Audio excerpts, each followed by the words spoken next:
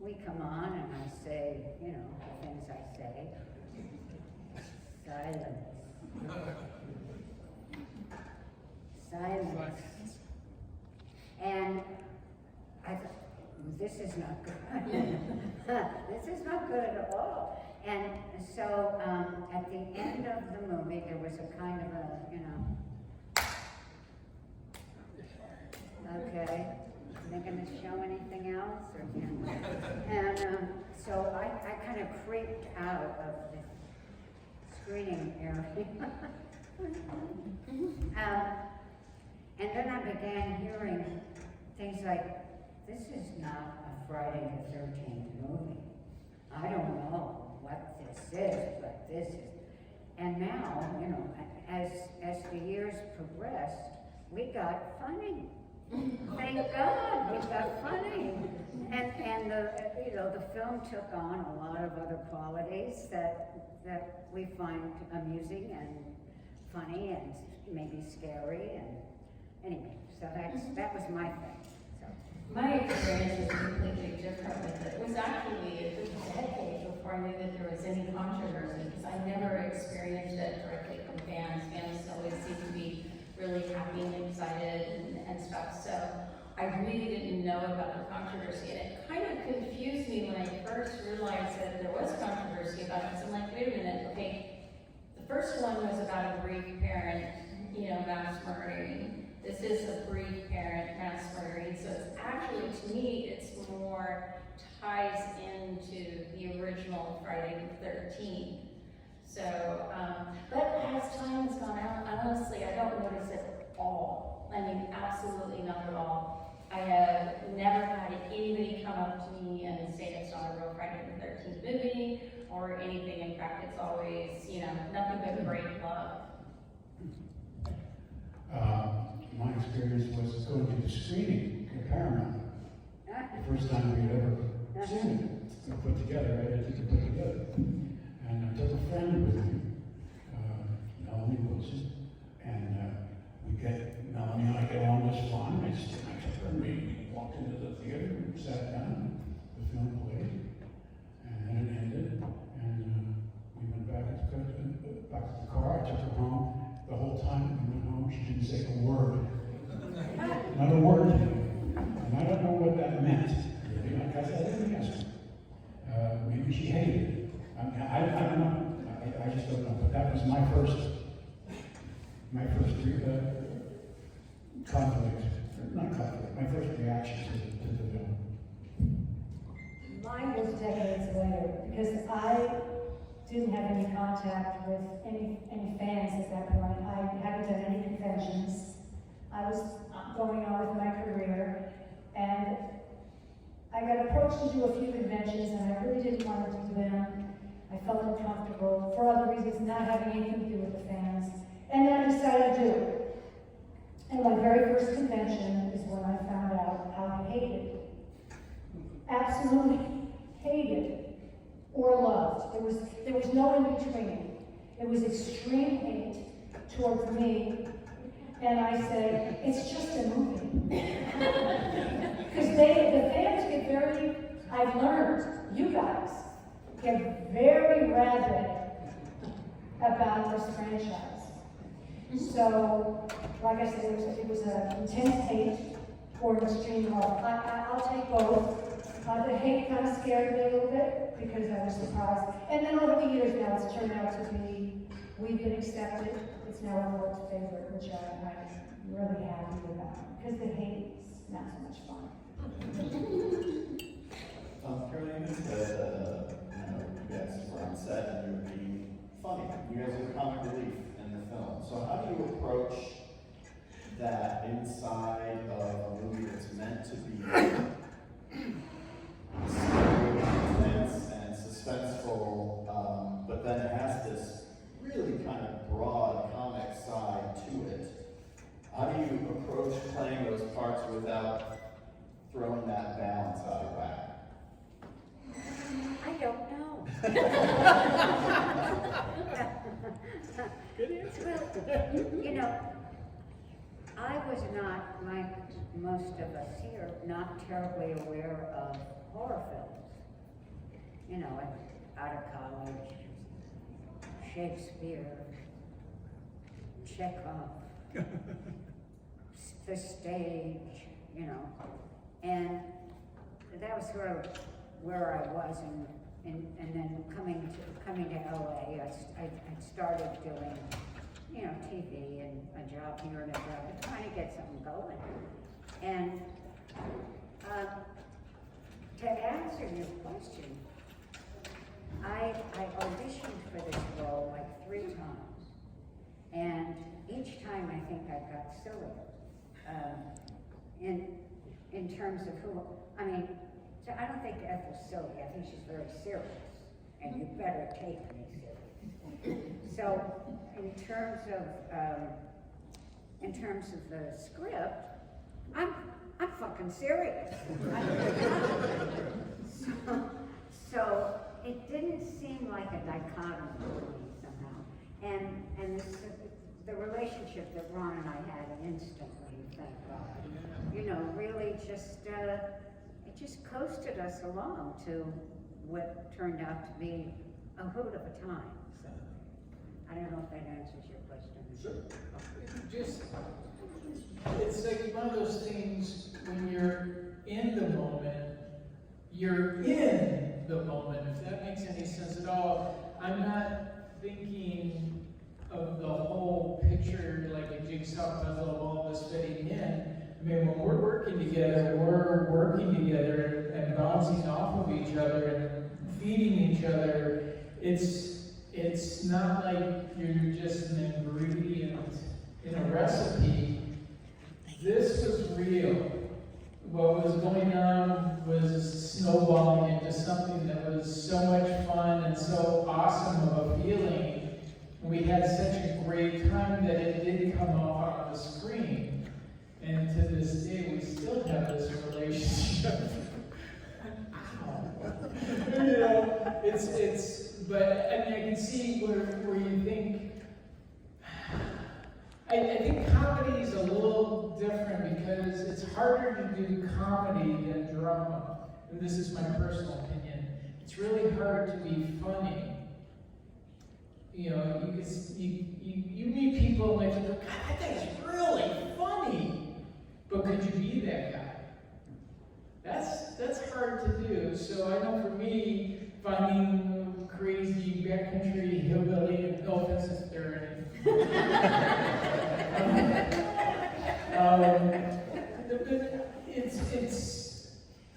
it just, that sort of relationship, like all of our relationships, comes naturally. And that's what is tasty on the screen. How did you manage to score your severed head? If you guys stop by on stage, you'll see behind his severed head from the movie. No, it's kind of funny because I was on an audition at Las Palmas Theater for a game show. You know, when you're an actor, you do everything. It actually was somehow associated with the dating game. Long before The Bachelor.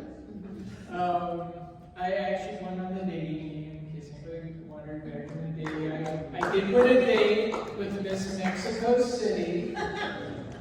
Is she out here? Right. You have my jacket! Never really got to see her again after the show, but it's another story. So I'm on an audition. I come out and I see a sign that says it was Real Effects. Did our special effects. And I'm like, oh my God, that's a company that made my head. I wonder if they'll sell it to me. True story. I'd go knock on the door. Gentleman, I think his name was Robert. I can't remember, getting old. And I go, excuse me, but I was in Friday 13 Part 5 and you made my head. I was wondering if you could sell it to me. He goes, come with me. He's all, your head's been working more than you have. Jeez. True story. He goes, I'm sorry to say, but last week we shot you in the head. I walked down like a Costco of horror, body parts and all sorts of gore on shelves, and and there's Sylvester Stallone sitting up on a shelf with my head next to him, and he's learning in alphabetical order or something. He takes it, puts it in the bag, and goes, "Hey man, here you go, enjoy." I'm like, oh my God. So I leave, as I'm walking out of the studio, I literally bump into Arnold Schwarzenegger. I think we're shooting True Lies. He's in his white terry cloth robe, smoking a cigar, and I thought, oh man, this is my chance to meet Arnold. No, you have a stolen head in a bag. True story.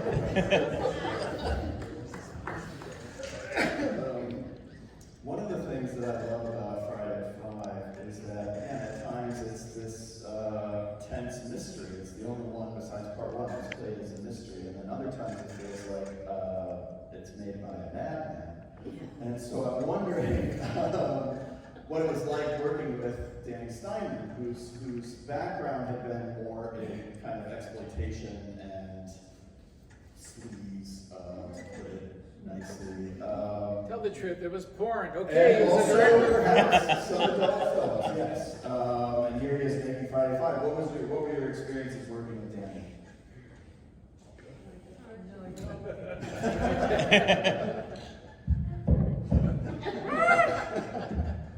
It was interesting. Wow, and drops the mic. I'll add on to that a little bit. I actually had a really good experience with Danny. He was always very nice and very respectful. There's been all kinds of really outrageous, crazy rumors about my scene that was really quite comical. I think they were probably spread to make the movie a little more popular. But he was always really nice and very respectful, and it was difficult. The first day I'm on the set, of course, it's my nude scene and my death scene all at one time. And since I have the mask on my face and the blood in my eyes, at one point I can't see anything. I don't really know anybody, and I'm naked. It's not exactly comfortable. And so he was really nice to make sure he picked me up from makeup. I had a robe and everything, and he walked me through and would tell me everything I needed to know as far as what steps and stuff to take, so I didn't trip over anything. So I had a really good one. So. Well, if I had to do your scene, I'd be very nice to you too. Do certain stuff. I did not get along very well with Oh, thank God. but I just didn't, we didn't hit it off. I think maybe you had to be naked or naked. And then it went really well. Although I will say he was the nicest to me, God rest his soul, when you could see through my shirt.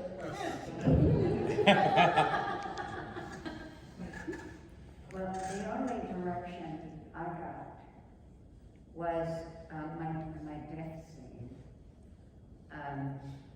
And I had a tomato in my hand. And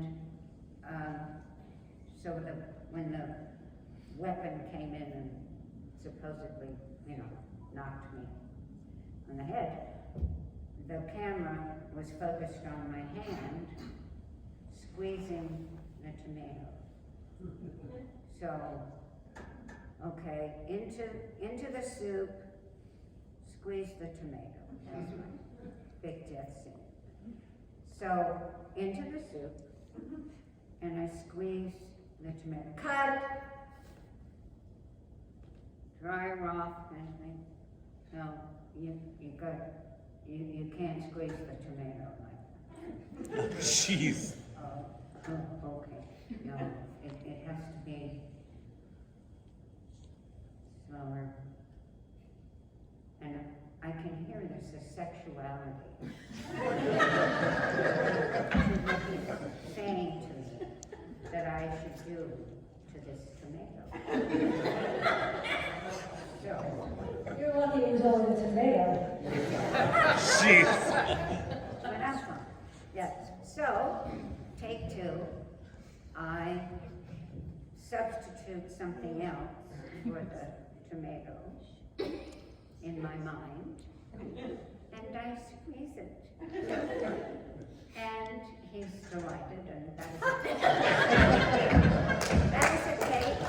Okay. We're all really curious on what she was squeezing. We're gonna lose sleep over this tonight.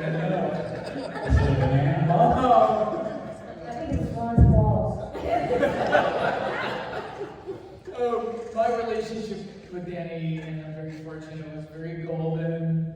From moment one, even in my first audition with him, he was laughing his ass off, and he ended up telling the casting directors he was going to love working with me, and then on a callback, Frank Mancuso Jr. was there, who was heavily involved in the film, and he told Frank that, I really love working with this kid. I'm like, I haven't even gotten on the part yet. The only scene that I can even think of is my motorcycle scene where I'm riding through the forest. And there was a quite heavy camera sitting on the handlebars of my motorcycle. And Danny said, "You dropped the fucking bike and I'm gonna really kill you." He goes, "That's a $50,000 camera," so I'm like, that wasn't acting, I was really scared. Jeez. That was like, holy. Yeah, I really thought I was going to die in that scene. But no, Danny was awesome. For me, I have nothing but great memories, and may he rest in peace. Thanks. If you guys have questions, either think of them and be ready to raise your hands, or there's microphones on either side here that you can go stand at and ask a question in just a second. Melanie, when you were originally contracted for part 6 as well, right? Do you have any idea what that would have been had that version of the film been made? It was supposed to, this is way in the beginning, it was supposed to pick up, remember the last scene in part 5. So part 6 was going to pick up with that last scene. And they alluded to the fact that John would be the new killer, but it never went past that. It might have been told to John, the reason it didn't happen, because John and I were both starting to do 5 and 6. And John, about a month before we were supposed to start, decided not to do it. So that's the true story why it didn't happen. They called me and they said, "It makes no sense, we can't continue the story without John. It can't just be you." So we were both out at that point. So you can blame John Shepard. Questions from the audience? No questions. Nobody You have cares. casting covered in part 5. Okay, there are no questions, so I'd like to I'll say take one. something. I'm sorry, go ahead. Has Ethel improved her stew recipe? Well, we happen to have cans of it. There's some mystery meat in that stew, and I'm still kind of wondering what it is. Spit. Oh! Now, it's kind of interesting because when we shot that scene, that was cold chicken noodle soup, basically, that was in there. And chunks of something. I don't know what it was, but it was cold. It was cold when we were shooting, and it was really kind of hard to swallow because you're not sure what you're eating. Kind of, He just ate it up, didn't he? No. best damn stew in the whole wide world, Mom! We've got a question. So pretty much this movie would, all the killings would have been prevented if Joey didn't get killed over a candy bar. That is true, yeah. Jody not been murdered for a candy bar. That would have gone on. Or maybe Jason was just hanging in the woods and saying, "Oh, cool, I'll just sit back and watch." Did you guys know who the killer was when you got the script? No. Okay. Yeah, you did, obviously. I was not allowed to talk to anybody on the bus trips to location and back again, because nobody knew who I was. I had to sign a form. Well, first of all, they collected my script. This was before we shot the final reveal scene. I had to sign a statement saying I would not tell anybody the end of the film. Okay? So I was like the other 100%. But one thing I would like to say to you guys, who when I assume that you like the film, you wouldn't be here. It's only Friday night. And already today, most of the people who have come up for my autograph have said that Part 5 is their favorite Friday film in the franchise. And I have not done a show in a year because of the COVID situation. But I remember before this, I was hearing the same thing. And I think when it first came out, it was not very popular at all. It was really iffy. It was like, you either loved it or you didn't. And now it's become a lot of people's favorite Friday film, and I think the reason is that it's plausible. It could happen. It's not like really freaky. It's not like it's sci-fi, you know. This whole story could really happen. And I think that that's what's grabbed people, because now it's so much more popular than it was 30 years ago when it came out. That's all. I will say one more thing on the issue of whether it was liked or not. I was there for the Paramount showing, which is a little different because it's not like a regular audience that's there. But I decided I wanted to see what a real audience would, how they would respond. I have to tell you, they were having a blast. They were laughing, cutting up. It was an event, and I did not see anything negative there either. It was kind of like a later thing where, you know, I think maybe some more aficionados, you know, were just kind of sniping about it. But then a lot of them would later come to me and said, you know, I absolutely loved the movie up until the reveal. And then they said, I was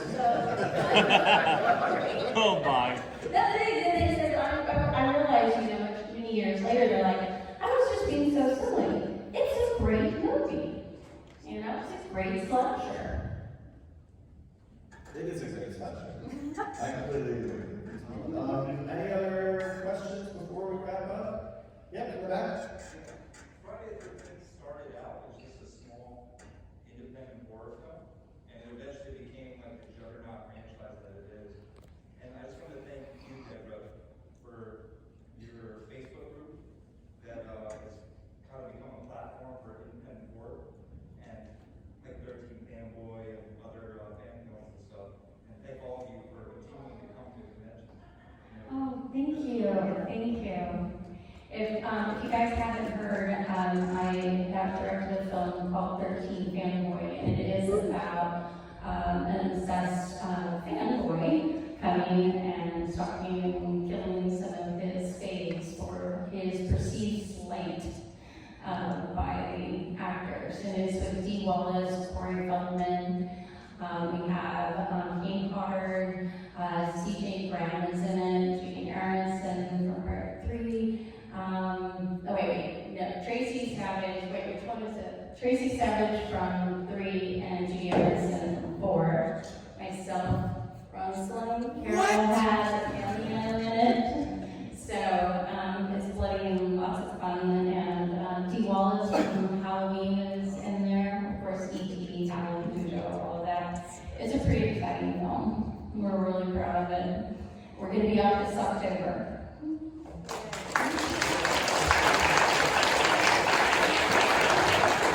If you guys are here tomorrow evening, there's a possibility, it was going to possibly happen tonight, but tomorrow evening you get to see a sneak preview trailer of the film. The real trailer won't be actually out for everybody to see until October. So this is definitely a sneak peek just for you guys. Yeah, and the public has not seen this yet, so if you're around tomorrow evening. Or come by our tables. Yeah, I'm sure It's that Ron's got it on his thing to show. So yeah, please come by and be afraid to be here. Any last questions before we wrap up? Yeah. It's awesome to see all you guys. I remember reading an article about that where it said that people don't like rating, a lot had to be cut out. There's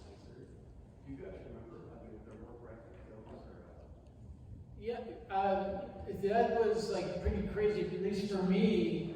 Okay, you guys know I get decapitated in the film. And in the original making of the movie, I was fortunate, or unfortunate, I was fortunate enough to see my decapitation the way they really shot it for the film. I was in a harness. They do what's called a film reversal, so I have to go from a scream to a normal look, and then the film's reversed, and I had a cable attached to me, and they jerked me back off the bike. So when you play it, it looks like I'm actually decapitated. Well, my head would roll on the ground, and it rolled all the way down, and actually looked up at camera. I know it was an accident, but it happened, and I got to see it because I was doing some ADR work, voiceover stuff. And I even went, oh my God, I mean, it was like freak. Well, that didn't pass the censors back then. And the footage has been destroyed, so it's not like it can be added on. It was pretty sad. Nowadays, you can be turned inside out, and you're like, oh, it's normal. I read one of the things that had to be cut for the NC-17 was the squishing of the tomato was too sexy. I know that Tiffany's death scene, Tiffany Helm, that was one that had to be changed. And that he literally had the machete go up the vagina. So that one was cut. I know that. That's pretty intense. All right, well, we are going to wrap up. Are we still screening the film after this? Yes! Yes! Okay, so stick around for a screening and try to hear more about it. Please, this Saturday and Sunday, go visit all of these fine people at their booths and talk to them and tell them how much you love Friday the 13th Part 5. Please give it up one more time.